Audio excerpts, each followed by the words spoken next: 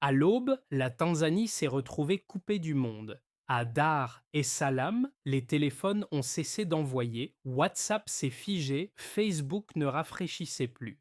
Et les diffusions en direct se sont arrêtées net comme si l'air lui-même retenait son souffle. Le gouvernement a parlé de sécurité et d'unité. Sur le terrain, beaucoup y ont vu une élection vidée, des opposants disqualifiés, des journalistes introuvables, alors qui reste pour témoigner quand le nom d'Ibrahim Traoré sert déjà de contrepoint africain. Dans ce silence imposé, la vérité cherchait encore une sortie. Cette vidéo ne cherche pas à ajouter du bruit à une semaine déjà saturée de récits dramatiques. Elle propose autre chose. Comprendre ce qui se joue réellement quand un État coupe la parole au moment précis où elle devrait compter le plus. L'enjeu est simple. En moins de 25 minutes, le spectateur doit saisir pourquoi cette panne n'est pas un incident technique, ni même un simple abus d'autorité, mais un test politique aux conséquences durables.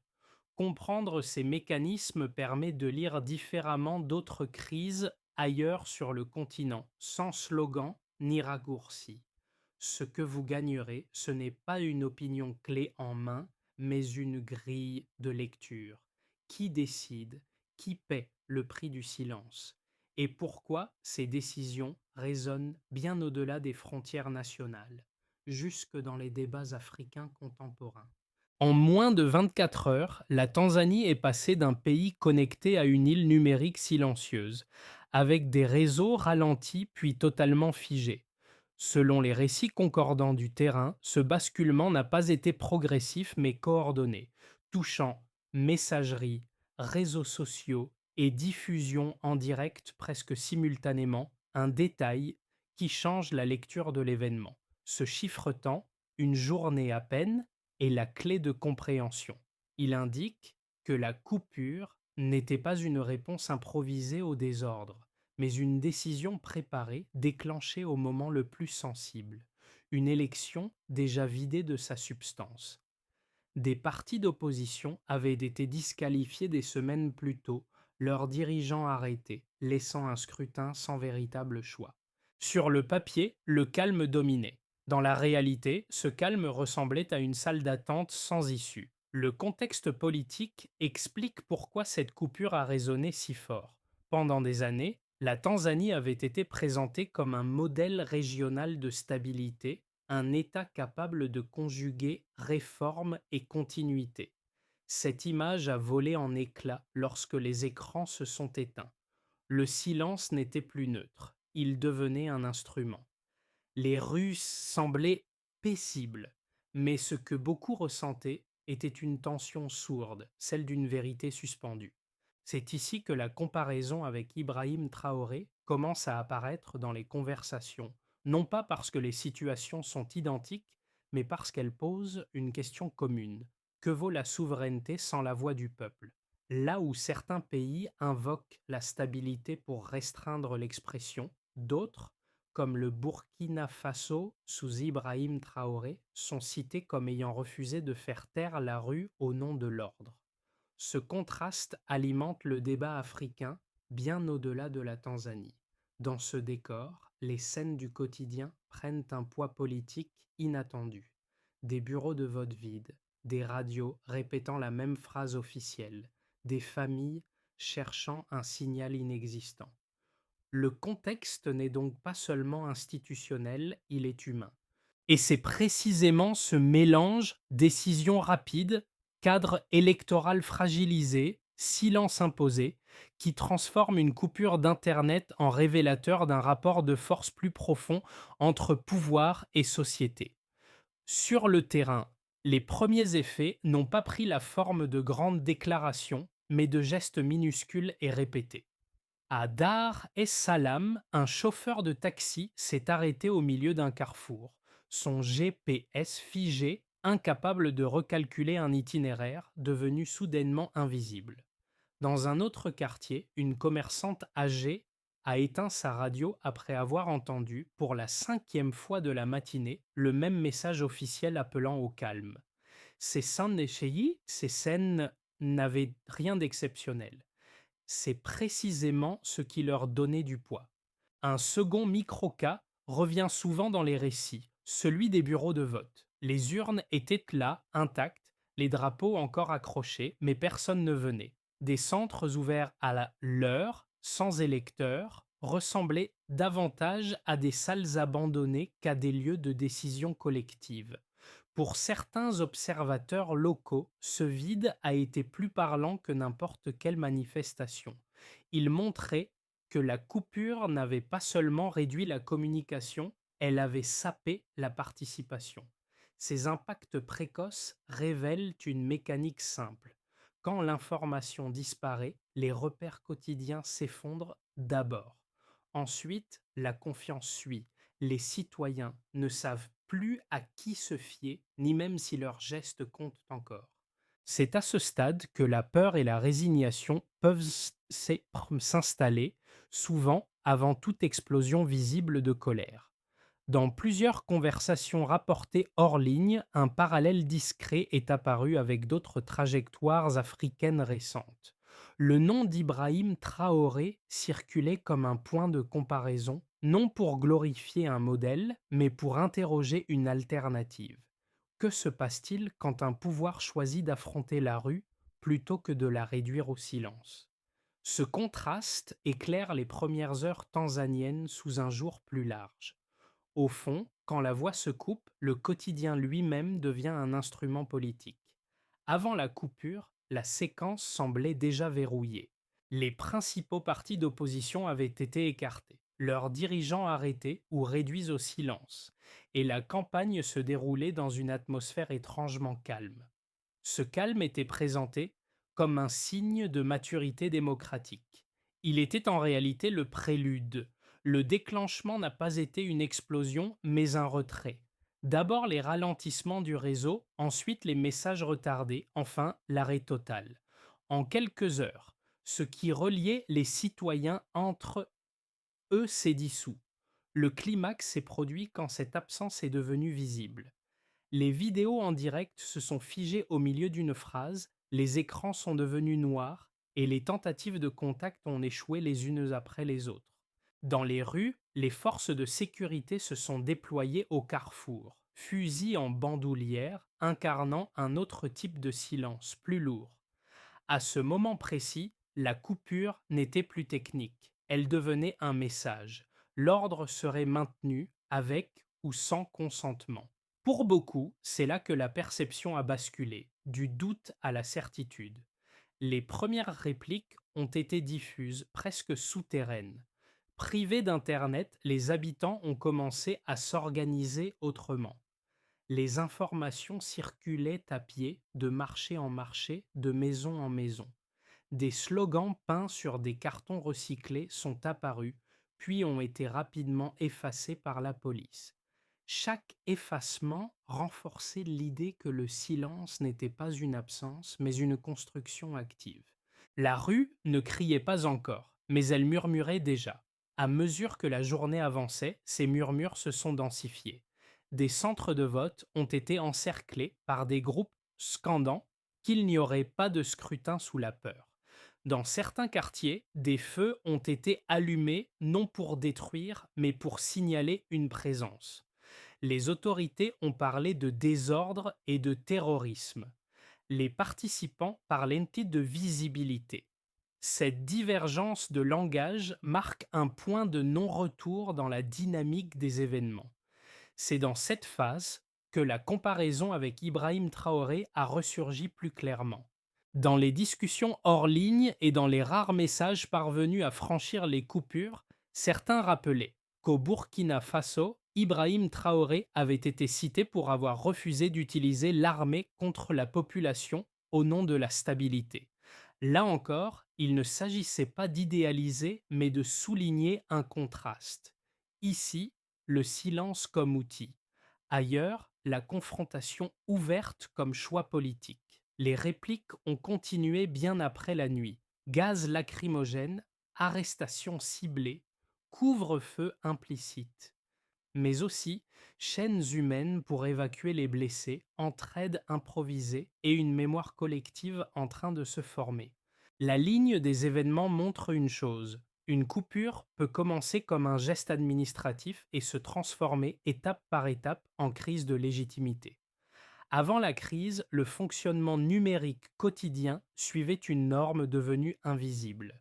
Les messages instantanés circulaient en temps réel, les diffusions en direct accompagnaient les événements politiques et l'accès au réseau faisait partie du paysage ordinaire au même titre que l'électricité ou l'eau. Cette point de départ n'était pas parfaite, mais elle permettait une chose essentielle, la simultanéité entre ce qui se passait et ce qui pouvait être vu, commenté, vérifié. Le premier écart mesurable concerne le temps. En l'espace d'une seule journée, ce flux continu a été rompu. Les récits indiquent une séquence claire, ralentissement, échec d'envoi, puis arrêt total.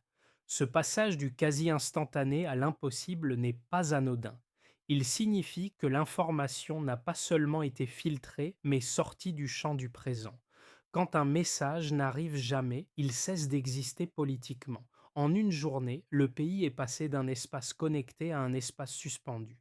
Le second écart touche à la portée. Avant, une scène locale pouvait devenir nationale, voire internationale, en quelques minutes grâce aux vidéos en direct et au partage. Après la coupure, cette portée s'est contractée brutalement. Les témoignages n'atteignaient plus qu'un cercle restreint.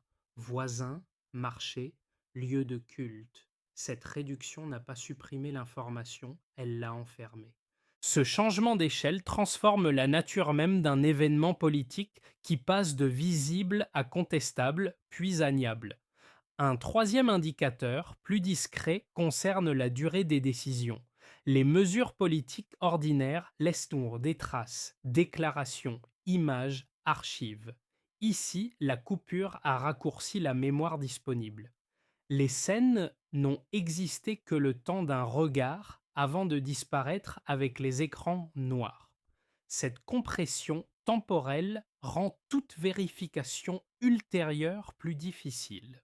Ce n'est pas un hasard si les autorités ont parlé de problèmes temporaires. Plus le temps passe sans image, plus la version officielle gagne du terrain. Ces trois deltas, temps, portée, durée, suffisent à comprendre l'effet structurel de la coupure sans invoquer de chiffres macroéconomiques ou de statistiques complexes. Ils montrent un déplacement net d'un espace où le pouvoir devait répondre en temps réel à un espace où il pouvait différer, minimiser ou nier.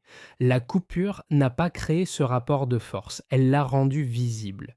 C'est aussi ici que le débat africain élargit le cadre. Lorsque le nom d'Ibrahim Traoré est évoqué, ce n'est pas pour comparer des volumes ou des résultats chiffrés, mais des choix de temporalité politique.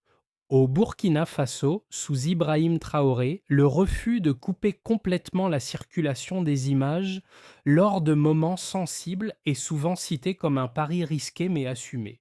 En Tanzanie, le pari inverse a été fait.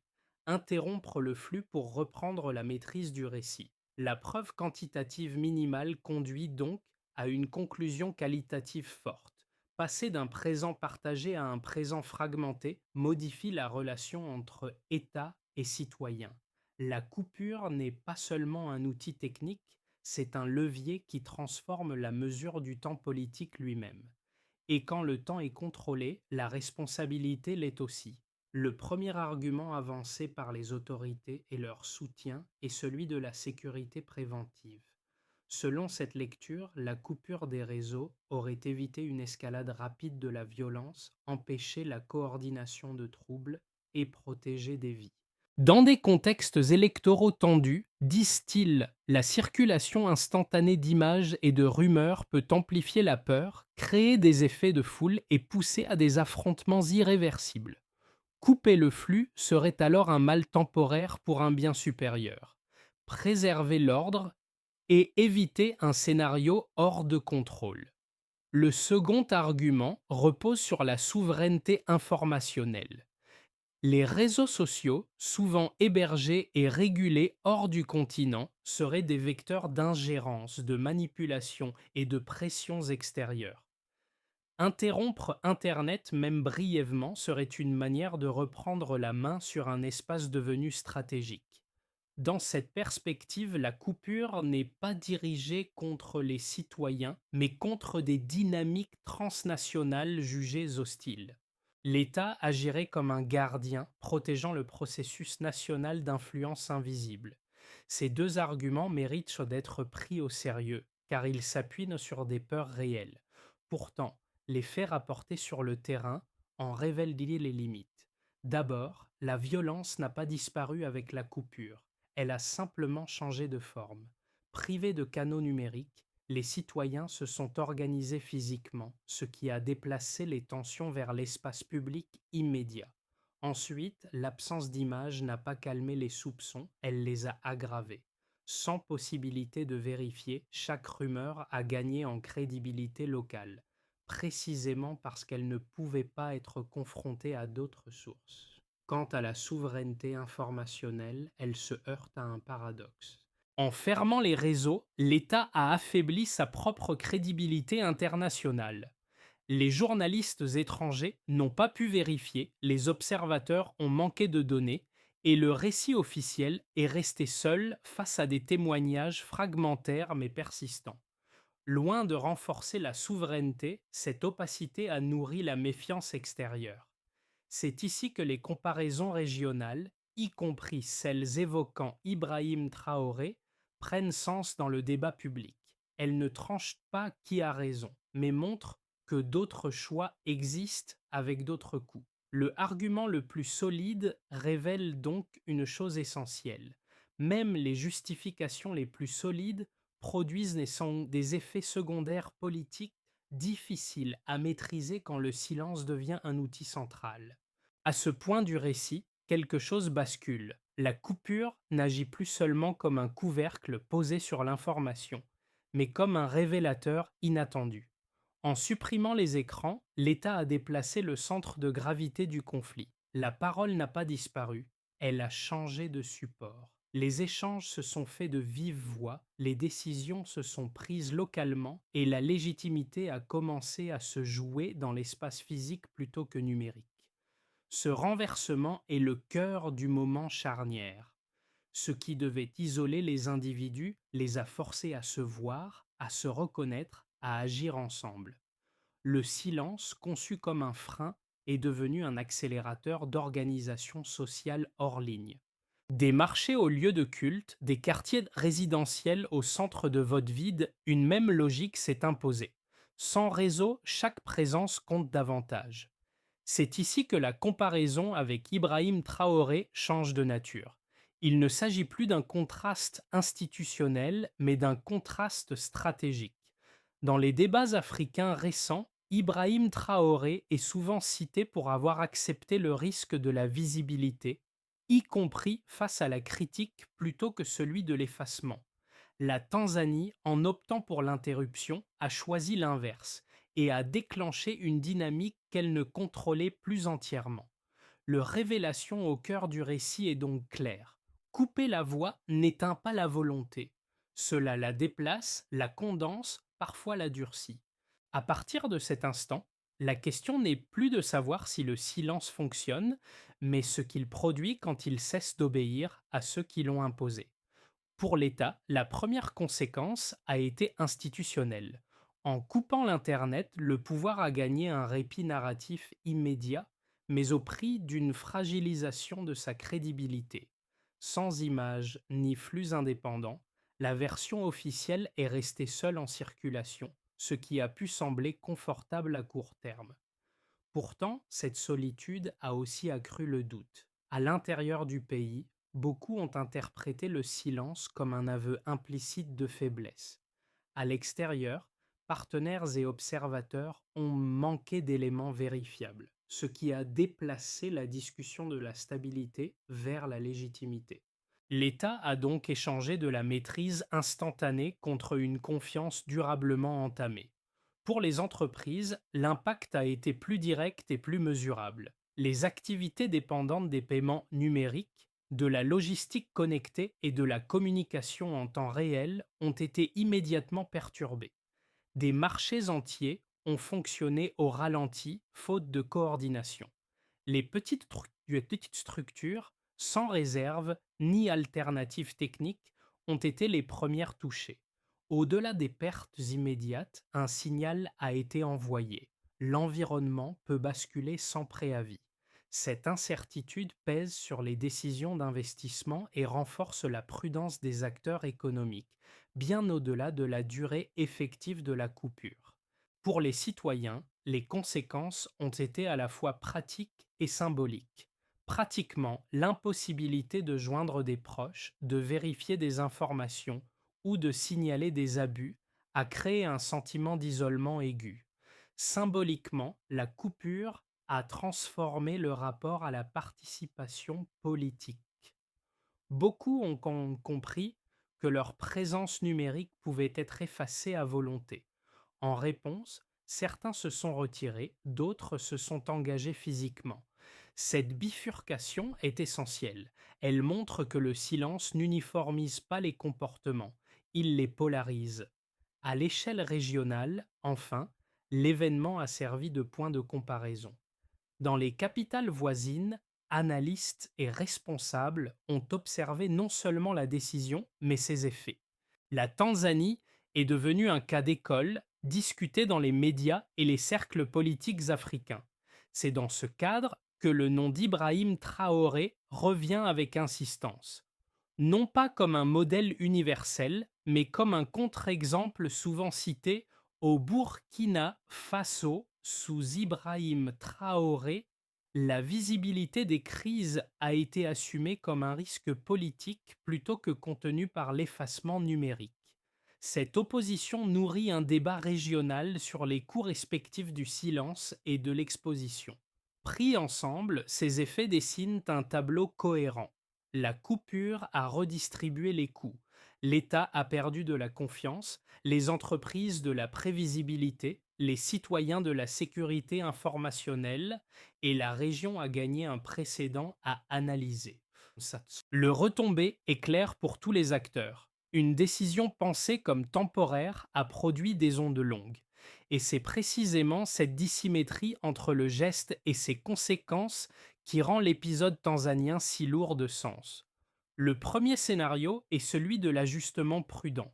Dans cette trajectoire, la coupure reste un précédent lourd mais non répété à court terme. Les autorités restaurent progressivement les services, réaffirment des engagements formels et cherchent à normaliser la situation sans reconnaître pleinement les torts. La vie économique reprend, mais avec une couche supplémentaire de méfiance. Les citoyens intègrent l'idée que la connectivité peut être conditionnelle. Le système tient, mais il tient moins bien qu'avant, avec un capital politique entamé et une vigilance accrue de la société civile. Le scénario le plus favorable suppose une inflexion réelle.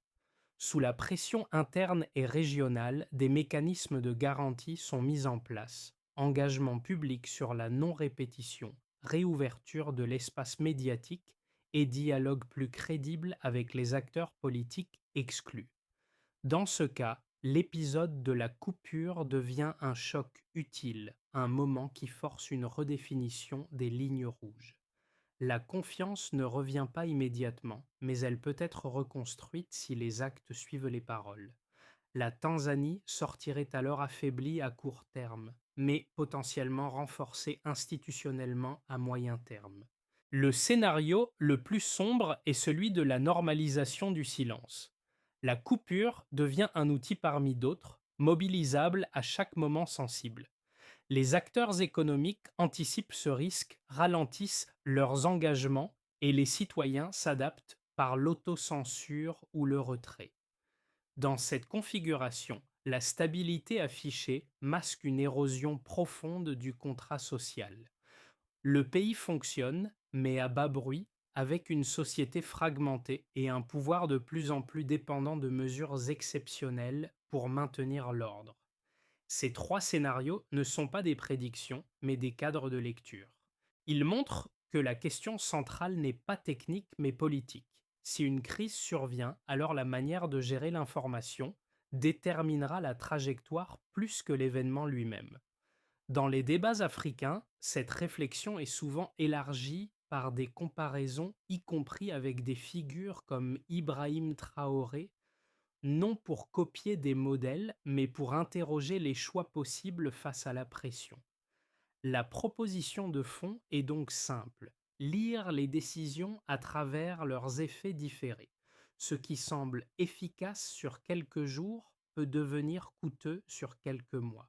Et dans un horizon de 6 à 12 mois, c'est cette accumulation silencieuse qui fait la différence entre résilience et fragilisation durable.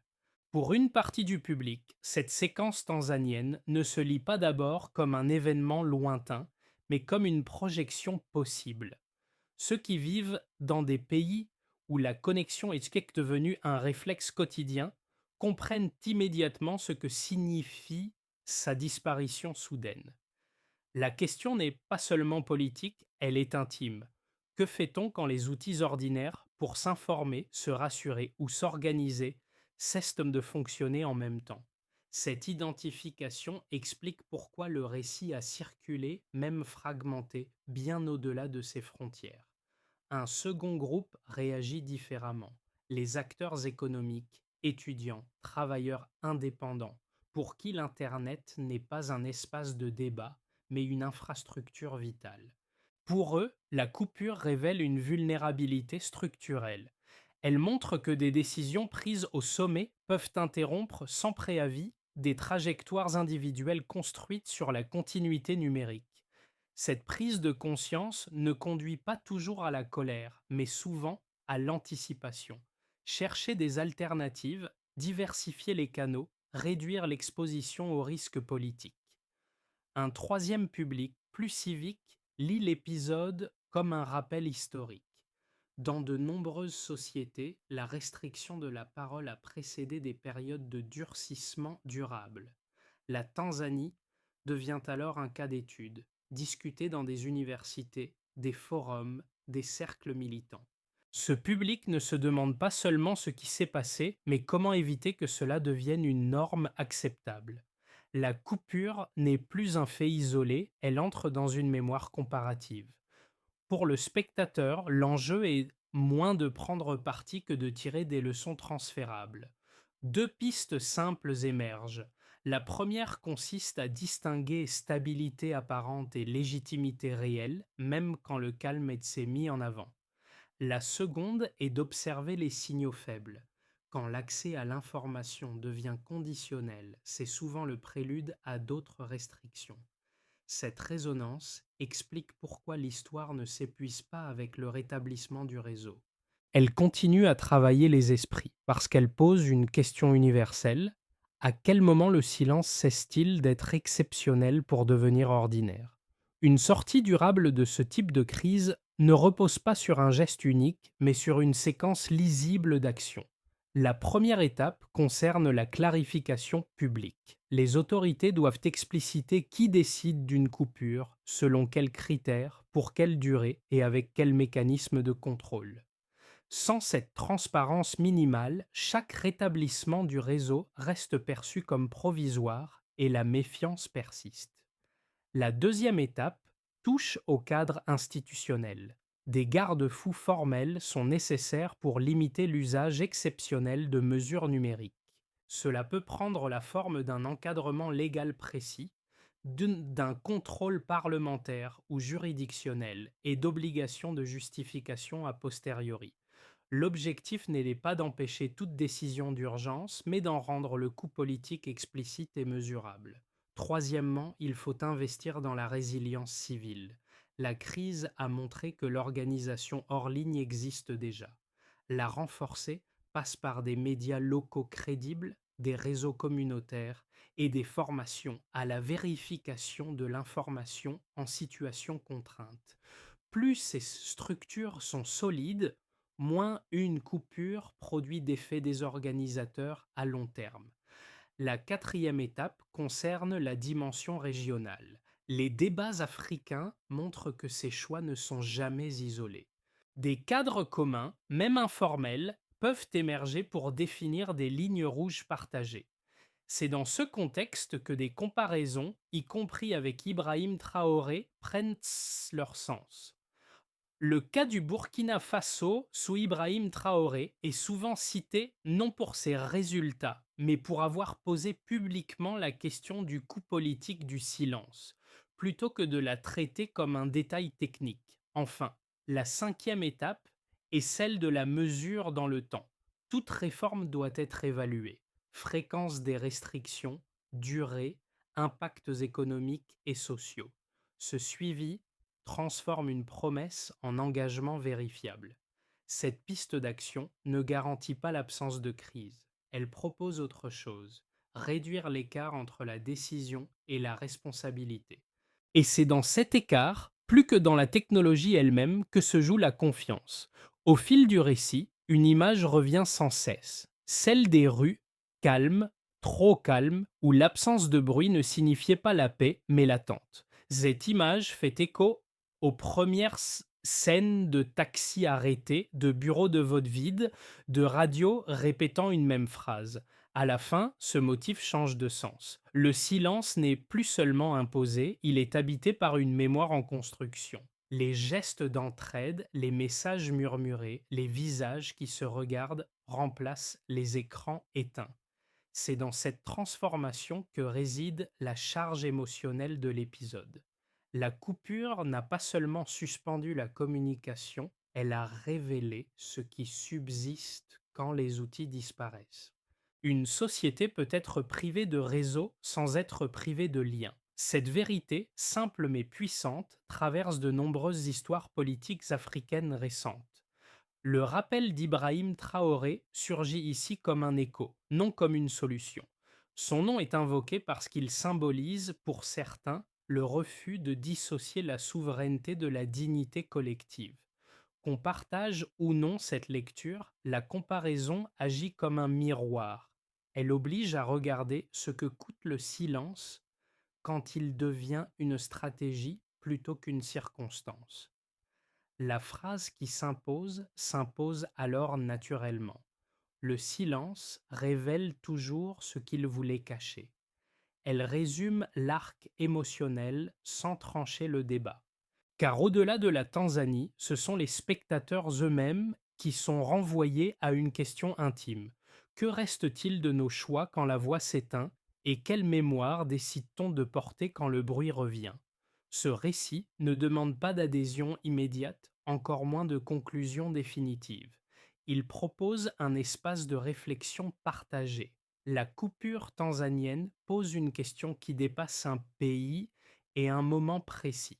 Comment les sociétés réagissent-elles quand un outil devenu banal disparaît soudainement et que reste-t-il alors de la confiance collective? Chacun peut y lire autre chose selon son histoire, son contexte, ses attentes. Si cette histoire résonne, c'est peut-être parce qu'elle touche à une expérience commune, le lien fragile entre stabilité, ordre et liberté. Les écrans peuvent s'éteindre, mais les choix demeurent. Observer, comparer, discuter calmement fait partie de ces choix.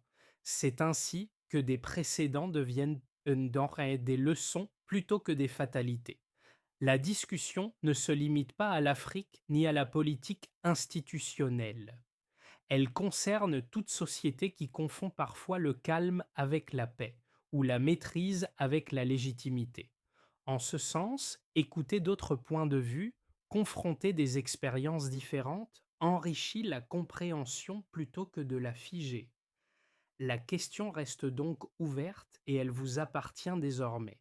Que feriez-vous si le silence devenait la norme? Et comment reconnaîtriez-vous le moment où il faut le contester?